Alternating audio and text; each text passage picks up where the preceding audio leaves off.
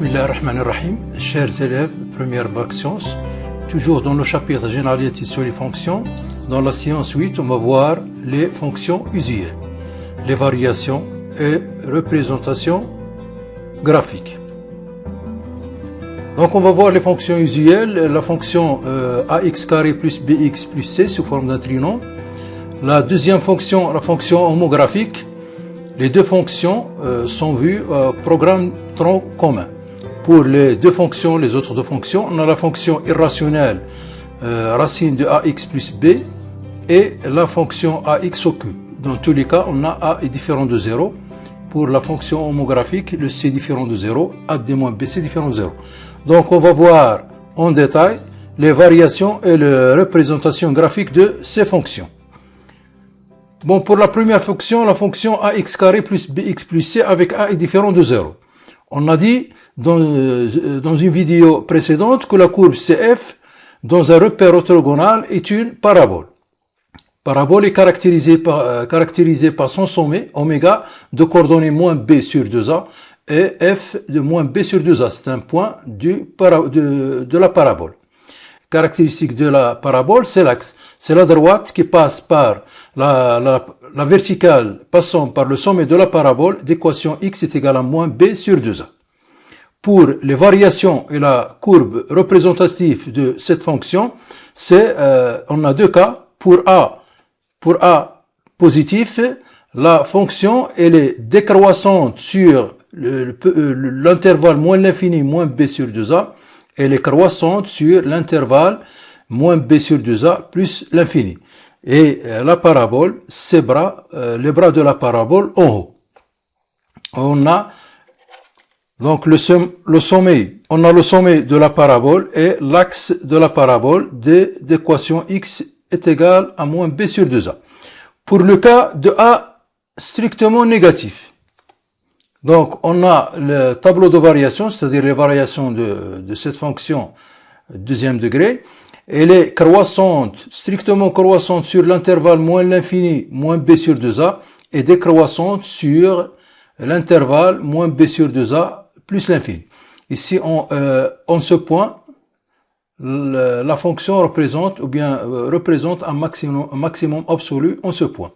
Pour l'autre cas, on a un minimum absolu dans ce point. Pour la parabole, ses bras sont en bas. Et toujours l'axe de symétrie et d'équation x est égal à moins b sur 2a et le sommet de la parabole a pour équation moins b ou bien a pour coordonnées l'abscisse c'est moins b sur 2a et f de moins b sur 2a. Donc passons à la fonction homographique. La fonction homographique c'est la fonction sous forme de ax plus b sur cx plus d avec le c elle est différent de 0 et ad moins bc est différent de 0. Donc cette fonction, bien sûr, il est défini si c, dans le cas où c est égal à 0, c'est une fonction affine, n'est plus une fonction homographique. Ou bien si ad moins bc est égal à 0, on obtient une fonction constante. Donc, pour que cette fonction soit homographique, il faut que c différent de 0 et ad moins bc différent de 0. Donc, il est défini sur r moins le réel ou s'annule le dénominateur, c'est-à-dire moins d sur c. Et dans tous les cas, la courbe CF dans un repère orthogonal est une hyperbole. C'est une hyperbole. Les caractéristiques de l'hyperbole est caractérisée par son centre de symétrie, oméga, qui est de coordonnées moins dc si le réel n'appartenant pas au domaine de définition, et l'ordonnée c'est a sur c. Pour les asymptotes de cette hyperbole sont la droite verticale d'équation x est égale à moins d sur c, et delta prime d'équation y est égal à a sur c. Ces deux droites se coupent au centre de symétrie. Donc, pour les variations de cette fonction, on a deux cas. Donc, il suffit de prendre les coefficients AC, BD. Comme on a les coefficients AC, sont les coefficients de x et BD. Donc, on calcule ce dénominateur, AD moins BC est égal à AD moins BC. On a deux cas. Si delta elle est positif, alors f elle est strictement croissante sur les deux intervalles représentant ou bien sur les deux intervalles formant domaine de définition. Si delta est négatif, alors f est strictement décroissante sur les deux intervalles qui forment le domaine de définition. Donc, dans le cas général, il faut calculer le déterminant ACBD. Donc, le cas où il y a négatif, on a la fonction, les variations sont strictement décroissantes sur les deux intervalles, moins l'infini, moins d sur c, et il est strictement décroissante aussi sur l'autre intervalle. On a l'hyperbole, elle est caractérisée par son centre de symétrie, c'est l'intersection des deux asymptotes, et on a l'asymptote horizontale ici d'équation y est égale à c, et l'autre asymptote d'équation x est égal à moins d sur c, dans les deux cas. Dans le deuxième cas, si ce déterminant il est positif, donc la fonction il est strictement positive sur les deux intervalles formant le domaine de définition, c'est-à-dire il est strictement croissante de a sur c jusqu'à plus l'infini, et elle est strictement croissante pour le deuxième intervalle de moins l'infini jusqu'à a sur c. Donc l'hyperbole toujours de centre, l'intersection des deux asymptotes, on a une asymptote horizontale d'équation y est égale à a sur c, et une asymptote verticale d'équation x est égale à moins d sur c. On va voir un exemple, f de x est égal à x moins 1 sur x plus 1. Donc domaine de définition, c'est r moins où s'annule le dénominateur, c'est r moins 1, donc c'est la réunion des deux intervalles, moins l'infini moins 1, union moins 1 plus l'infini. Pour les variations, donc on va calculer le déterminant, donc puisque on a le déterminant, on a ici les 1, moins 1, moins 1. C'est 1 plus 1, c'est 2 strictement positif, donc la fonction f elle est strictement croissante sur les deux intervalles, moins l'infini moins 1 et moins 1 plus l'infini.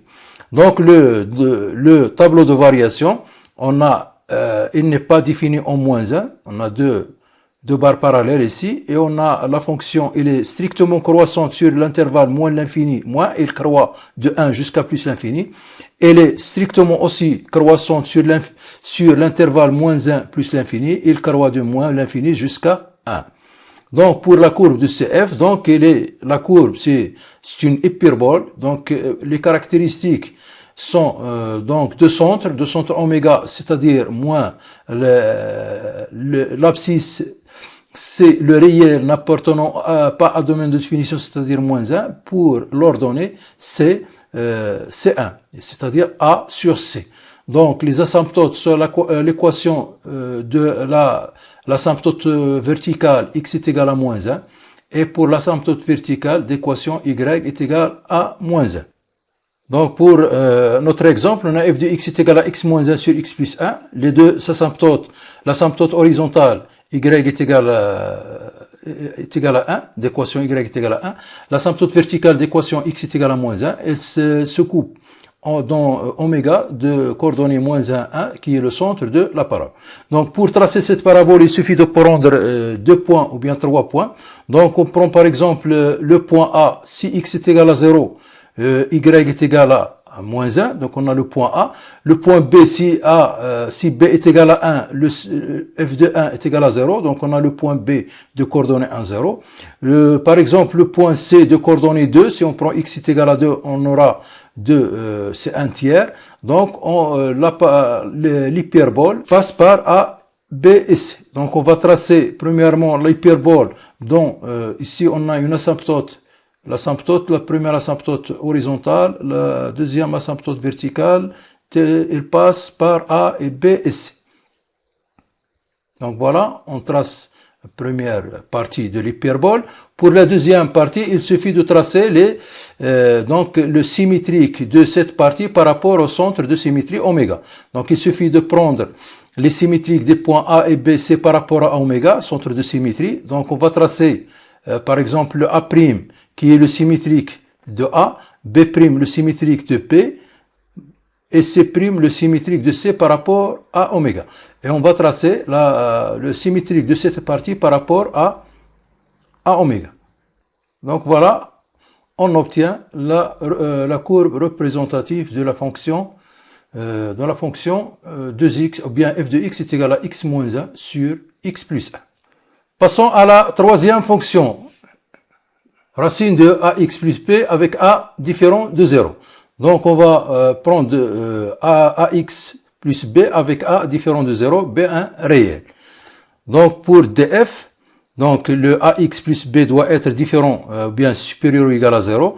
Donc x appartenant à df est équivalent à dire que ax plus b est supérieur ou égal à 0, c'est-à-dire ax supérieur ou égal à moins b. Donc pour diviser sur a, il faut distinguer deux cas. Le premier cas, si a est strictement positif, alors x appartenant à df est équivalent à dire que x supérieur ou égal à moins b sur a. Dans ce cas, le domaine de définition de f est égal à l'intervalle moins b sur a plus l'infini. Si a est négatif, alors x appartenant à df, donc on va diviser par a qui est négatif. Donc le symbole de l'inégalité change, c'est-à-dire x inférieur ou égal à moins b sur a. Donc df dans ce cas, c'est l'intervalle moins l'infini, moins b sur a. Pour les variations de f, on va utiliser ce rappel. La définition, donc soit f une fonction définie sur un intervalle i de df, on dit que f est croissante sur i si, quel que soit ab appartenant à i au carré, donc a inférieur strictement à b implique que f de a inférieur ou égal à f de b. Donc on prend a inférieur strictement à b, et si f de a inférieur ou égal à f de b, alors on dit que f est croissante sur i. Si dans le cas on prend quel que soit ab appartenant à i au carré, si a inférieur strictement à b, on trouve f de a supérieur ou égal à f de b, alors dans ce cas, on dit que la fonction elle est décroissante sur i. On dit que f elle est monotone sur i, c'est décroissante ou bien décroissante sur i. Donc on va voir les variations de f en utilisant la définition. Donc on va prendre x, y, deux réels distincts de f tels que x inférieur strictement à y. Donc on va comparer le f de x et f de y. Donc premièrement, le cas de a strictement positif. Donc on a x inférieur strictement à y, donc puisque a est positif, donc ax inférieur à y, donc on ajoute b, c'est ax plus b inférieur à y plus b, donc on ajoute la racine de ax plus b inférieur strictement à racine de ay plus b implique que f de x inférieur strictement à f de y. Ça veut dire que f est strictement croissante sur cet intervalle, c'est-à-dire l'intervalle moins b sur a plus l'infini. C'est dans le cas que a elle est strictement positif. Tableau de variation dans ce cas, donc on a f de x strictement croissante sur cet intervalle, sur le domaine de définition dans ce cas, qui est moins b sur a plus l'infini, il croît de 0 jusqu'à plus l'infini. Donc on va voir le cas de a strictement négatif. On va voir x, y, toujours x inférieur strictement à y. On va comparer le f de x et f de y. Donc on va multiplier par a qui est négatif, donc on va renverser le symbole de l'inégalité, c'est-à-dire ax supérieur strictement à y. Donc on ajoute le b, donc ax plus b toujours strictement supérieur à y plus b. Donc la racine ax plus b supérieur strictement à la racine de ay plus b implique que f de x strictement supérieur à f de y. Donc on a pris x inférieur strictement à y, on a trouvé que f de x il a renversé le symbole de l'inégalité. Dans ce cas, f est strictement décroissante sur l'intervalle de domaine de définition de le cas a strictement négatif, c'est-à-dire sur l'intervalle moins l'infini moins b sur a. Donc le tableau de variation dans ce cas, f de x est strictement décroissante sur le domaine de définition, elle croît de plus l'infini jusqu'à 0. Pour la courbe CF, donc pour la courbe CF, on a deux cas A strictement positif, donc on a f elle est strictement croissante sur son domaine de définition, sur l'intervalle moins b sur a plus l'infini, et dans le cas A strictement négatif, le f il est strictement décroissant, dans les deux cas. On va voir un exemple. Donc, exemple, f de x est égal à la racine de 2x moins 1. Donc, domaine de définition, le 2x moins 1 doit être positif, c'est-à-dire le x doit être supérieur ou égal à 1 demi. Donc, domaine de définition, c'est l'intervalle 1 demi plus l'infini. Pour les variations, on a le a ici, on a le a est égal à 2. Donc, a est égal à 2. Donc, d'après le cas général, f est strictement croissante sur l'intervalle 1 demi plus l'infini. Donc, son tableau de variation, f de x, il est strictement croissant sur son domaine de définition. Il croît de 0 vers plus l'infini. Pour la courbe de CF, Donc on va prendre pour notre exemple f de x est égal à racine de 2x moins 1. Donc pour cela, pour tracer la courbe représentative de f, on va prendre quelques points. Par exemple, on prend le point tout d'abord 1 demi 0, le point 1 demi 0. Le point, un autre point, par exemple, si on prend x est égal à 1, on obtient 2x, 2 moins 1, c'est la racine de 1, c'est 1, donc b de coordonnées 1, 1. Si on prend par exemple x est égal à 5, on obtient racine de 9 est égal à 3. Donc le point c de coordonnées 5, 3 appartenant à la courbe représentative. Donc la fonction elle est strictement croissante vers plus l'infini et qui passe par les points a, b, c. Donc on obtient la courbe représentative de f. Donc dans ce cas, si on fait bouger par exemple ici le moins 1, c'est-à-dire le b, donc vous voyez la courbe si on change le b. Maintenant on va changer le a. On va changer le a. Donc a il est positif toujours. Donc maintenant il va passer le a négatif. La courbe de f dans ce cas si a elle est négative.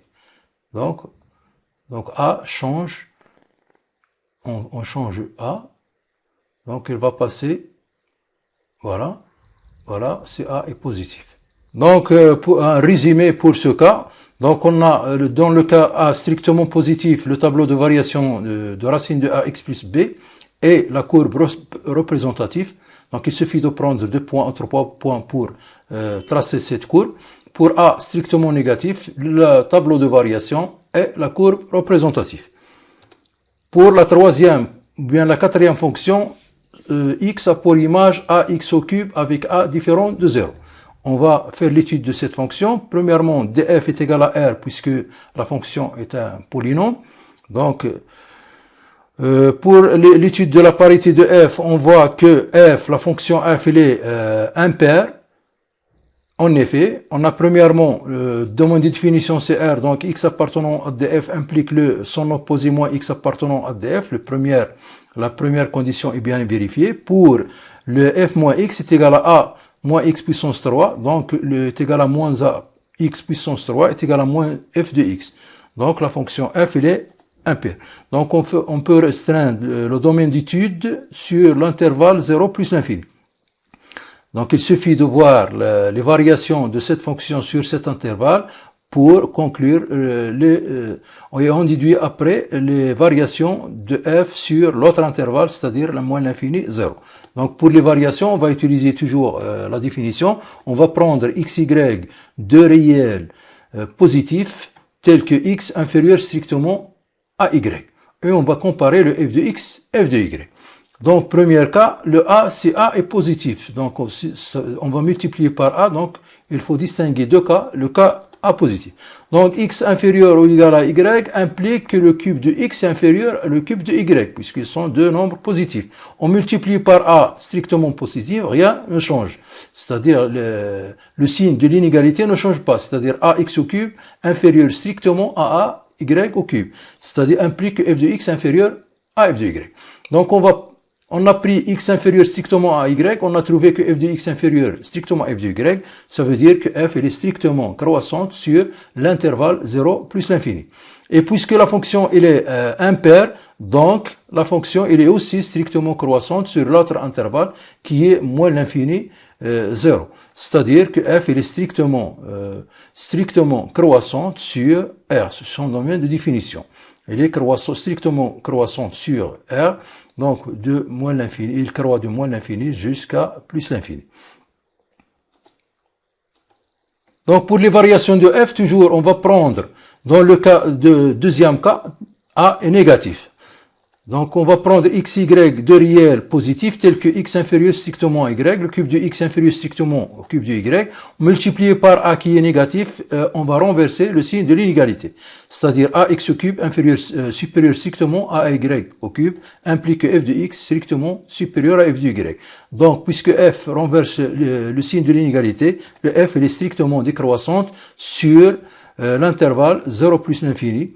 Et puisque f il est impair, c'est-à-dire il est aussi strictement décroissante sur l'autre intervalle qui est moins l'infini 0. Ça veut dire que f il est strictement décroissante sur R. Et le tableau de variation, f il est strictement décroissante sur R et il croît de plus l'infini jusqu'à moins l'infini.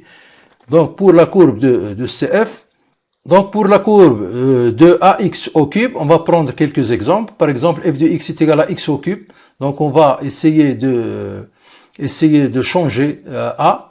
Donc on va prendre A est égal à 2 par exemple. A est égal à 3. A est égal à 4. À chaque fois, A est égal à 5. On va prendre A négatif. Dans le cas de A négatif, donc la courbe elle est strictement décroissante. Donc pour A est égal à moins 1. Pour A est égal à moins 2. Pour A est égal à moins 3. Pour A est égal à moins 4, etc. Donc, on a deux cas, soit il est strictement croissante si A il est positif, et strictement décroissante si A il est négatif. Donc pour le résumé, dans ce cas de la fonction ax au cube, on a deux cas. Si A est strictement positif, la fonction il est strictement croissante sur R, et la courbe représentative il est strictement croissante. Donc pour tracer cette courbe, il suffit de prendre 2 points pour tracer cette partie, et en utilisant la symétrie centrale par rapport à l'origine du repère, on trace la deuxième partie sur R-.